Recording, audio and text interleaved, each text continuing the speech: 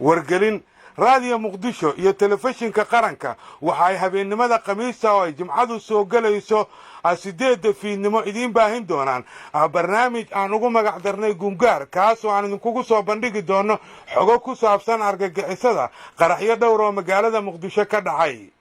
sidoo u dhacay weerarkii hotel saxafi yaa soo abaabulay maxaad ku og tahay weerarkiisna ka dhacay hotelka Naasa Hablood fardajiina ka soo leexanay inta ka soo galnay marka meesha oo taalada agteeda meelahaas u istaagani marka istaagay inkaan soo dhaafay ku kacay marka albaabka dambiila shabaab canshuur Ismaan Abuukar iyo dambiila shabaab Maxamed Cali Boorow Aadan ay wada yihiin dambiilayaal galay dambiga lagu soo oogay waxayna maxkamaddu ku wada xukuntay dil toogasho ah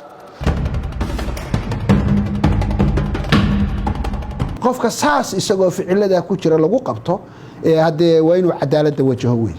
waxa la horgeynaya maxkamadaha dalka